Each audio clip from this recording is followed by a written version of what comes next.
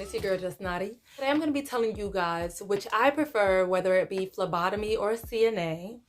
There is a big difference in the both of them, but they are both in the healthcare field. Let's get started. A CNA is a certified nursing assistant, for those of you that didn't know.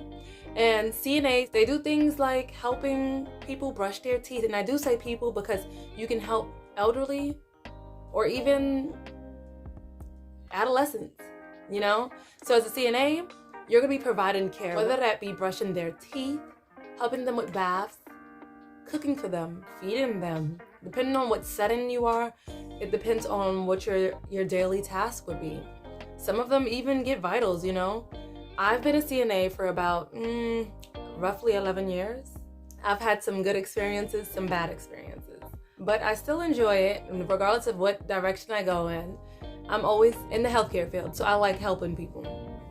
Now, as a phlebotomist, I've been a phlebotomist for only a few months now. But I'm gonna have to tell you guys, being a CNA is not for the weak, okay? So if you have a temper problem, an anger problem, if you can't control yourself, if you're not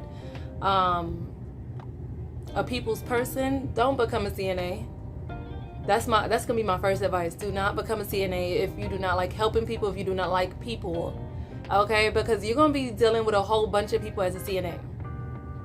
Sometimes you can have one person, which is the home health or the one-on-one care, or you can have multiple people. The most I've had was like 21 residents, and that's on a short day, you know?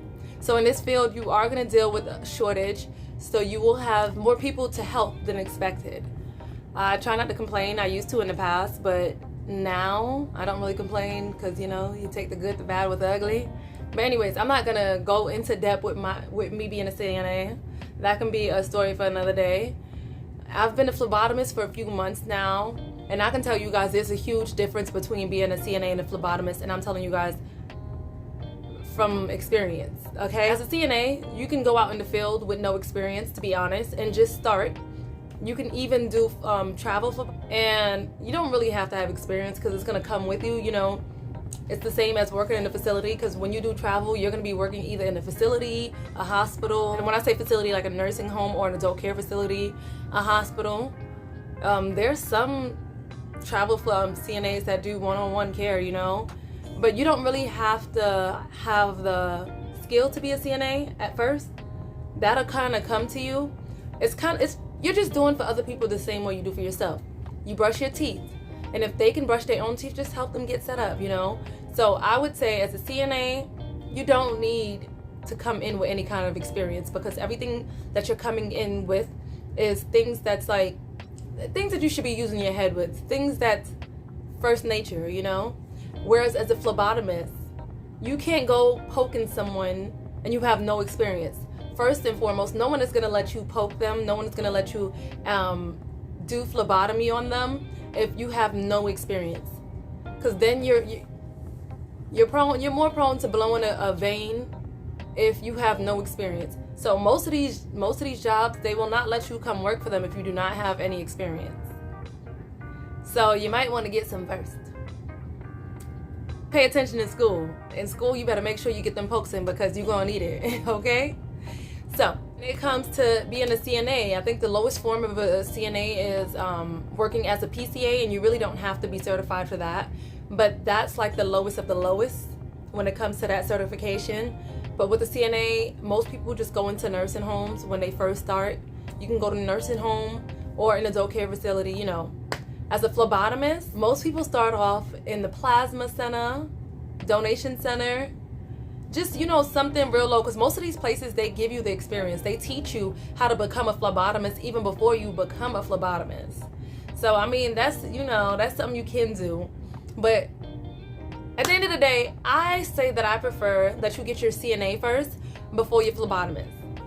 Being a CNA is going to help teach you how to deal with people, because as a phlebotomist, although you're not providing that kind of care, that same kind of care as a CNA is providing, you still have to be able to deal with people. So being a CNA can help prepare you become a people's person. It can help prepare you learn how to talk to people, learn how to be in the presence of someone else, so that when you are a phlebotomist, you know how to greet yourself without judging someone for how they're acting or performing. Because some people who got dementia, you know, you're gonna be drawing their blood, and when you draw their blood and they going crazy on you, how you gonna act? How you gonna act? Because you can't hit these people. But anyways, I would prefer, like me, I got my CNA first. I got my CNA back when I was 20 years old, I want to say. 21. I was 21 when I got my CNA. And I had that for years before I got my phlebotomy. I think everyone who wants to work in the healthcare field should become a CNA. It is one of the lowest parts of the healthcare field, but I think that it's very essential, whether you want to be a doctor, a physician, a physical therapist, I think that you should become a CNA first, because people kind of look down on CNAs, but we're the ones that are doing all of the work, majority of the work. We may not be pill pushers or poppers, but we do everything, part of everything that's essential to keep these people alive. Okay, we are these people's families. When you're a nurse or a medication aide or a doctor, you don't really have time to put that one-on-one care with these patients, so you don't really know them. You only know that they have medicine that's due or whatever's on their care plan. That's the only thing that you really know. You don't have time to sit and get to know these people. So CNAs, they do. We got time to know who their mother is or was, who their daughters are, who their siblings are, who their husbands or wives are, you know? We got time for all of that stuff. As a phlebotomist, you ain't got time for that, because you're on a time limit. You need to go get them people's blood and get out that room, okay? You don't have time to sit down and talk. You have time for a lot of things as a CNA, as a phlebotomist, like I said. You got other parts to your job duties, and you have to make sure you attend to them. But I didn't really come into this video with questions, but I know it was just something that I was thinking. It was just something that came across my mind, and I just wanted to put the information out there for those of you that's trying to decide which one you want, your phlebotomy or your CNA. Get that CNA. You can get a lot of money as a CNA, especially a travel CNA, I'm telling you guys. But that is the end of my video, you guys. I will see you guys next time. Peace. I see you.